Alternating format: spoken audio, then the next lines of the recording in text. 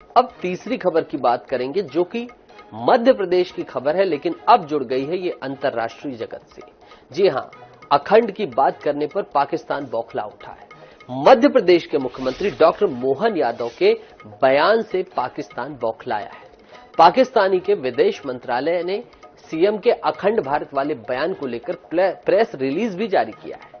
पाकिस्तान ने ध्वस्त बाबरी ढांचे के स्थल पर राम मंदिर के निर्माण की निंदा की है। पाक ने प्रेस रिलीज में कहा है कि पाकिस्तान भारतीय शहर अयोध्या में ध्वस्त बाबरी मस्जिद के स्थान पर राम मंदिर के निर्माण और अभिषेक की निंदा करता है।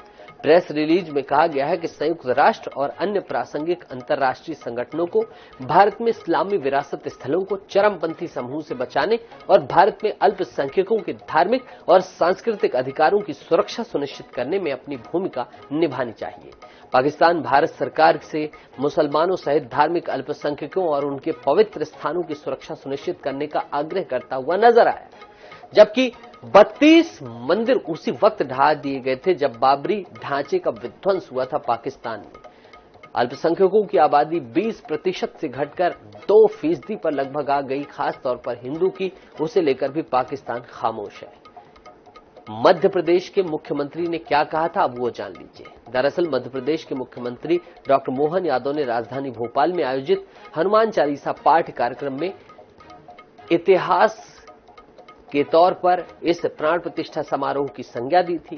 उन्होंने कहा था कि राम राज्य के प्राकट्य का पहला चरण है अभी अखंड भारत फिर से बनाना है। अफगानिस्तान तक अखंड भारत होगा। राम मंदिर निर्माण इसका पहला चरण है। समय खराब था, आतताइयों ने हमारे साथ वो छीना, लेकिन अब फिर से अखंड भारत की दिशा में हम आगे बढ़ चुके हैं।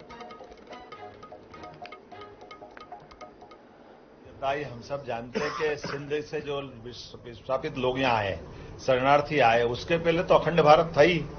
तो ननकाना साहब सहित जो हमारे अपने अतीत के अखंड भारत के हिस्से अगर रहे, उनको लेकर के तो हमारे लिए आज भी हमारा राष्ट्रगान में हम पंजाब, सिंध, गुजरात, मराठा, सिंध को अलग थोड़ी छोड़ सकते हैं। तो स्वाभाविक रूप से जब अयोध्या में भगवान श्री राम का मंदिर का एक तरह से प्राण प्रतिष्ठा हुई है और उस अवसर पर हमारा सांस्कृतिक अखंड भारत का सपना हजारों हजार साल से रहा है, तो कोई की आपत्ति करने से वो बात समाप्त तो नहीं हो जाएगी, वो तो अपनी जगह स्थायी रहेगी।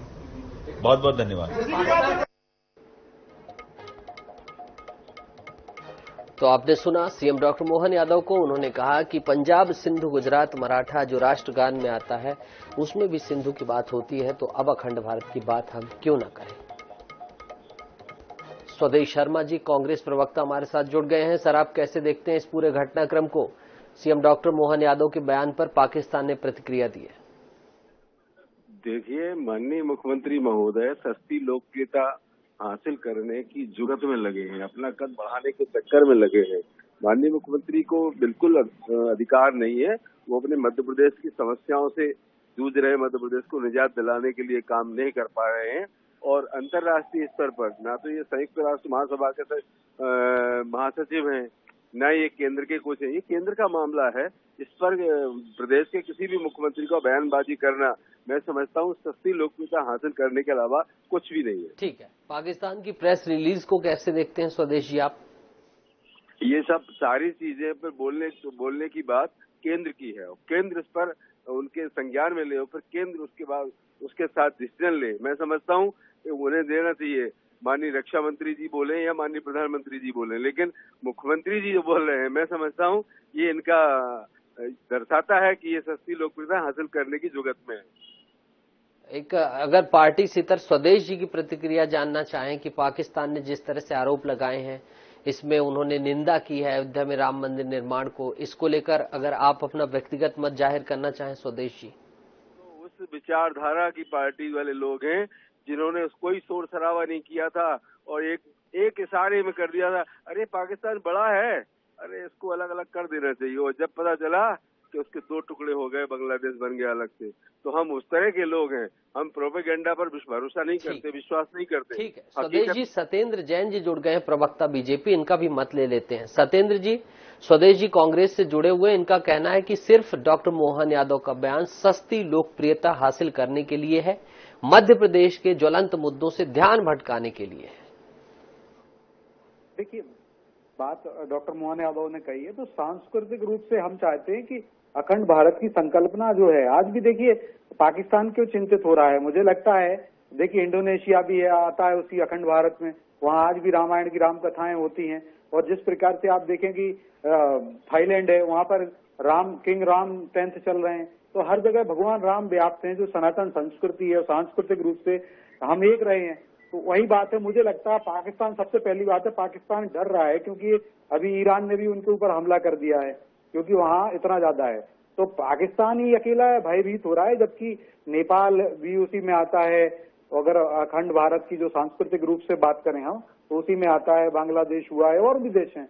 तो मुझे ऐसा लगता है कांग्रेस जो है व्याकुल हो रहा है, कांग्रेस के अंदर नहीं। तो सत्येंद्र जी क्या कह रहे हैं कि नेपाल, म्यांमार, थाईलैंड, इनको सत्येंद्र जी हमला करके लेने वाले हैं, बीजेपी हमला करके लेने वाली है, जिनमें से आपने अधिकांश को मित्र राष्ट्र की संज्ञा दी हुई है। सभी मित्र राष्ट्र हैं, और देखिए सभी मित्र राष्ट्र रहेंगे। हम आज जो बात कर रहे हैं, हम सांस्कृतिक रूप से बात कर रहे हैं, सांस्कृतिक एकात्म वाली बात है, ठीक है ना। और जब भी हमारा अखंड भारत रहा है, ऐसे बहुत सारी जगह पे छोटे छोटे महाराजा रहते थे, उस समय राज्य बटे हुए थे, तब भी ऐसा नहीं था। लेकिन मैं बात कहूँ अभी सांस्कृतिक रूप से हम बात कर रहे हैं। और जो बात है कि भारत ने तो देखिए पूरे विश्व को एक, ठीक है सत्येंद्र जी, आपने इस परिपक्ष में कहा। स्वदेश जी कह रहे हैं कि आप स्थानीय मुद्दों पर न बात करने की जगह इस तरह के मुद्दों पर बात कर रहे हैं। स्वदेश जी को क्या जवाब रहेगा आपका? स्वदेश जी, आपकी आखिरी प्रतिक्रिया। सत्येंद्र जी ने तो फोन काट दिया। तो स्वदेश जी, सत्येंद्र जी से दोनों से हमारा संपर्क टूट गया है, लेकिन इस ज्वलंत मुद्दे पर दोनों ही पार्टियों को खींचतान करते हुए देखा जा सकता है, स्पष्ट है।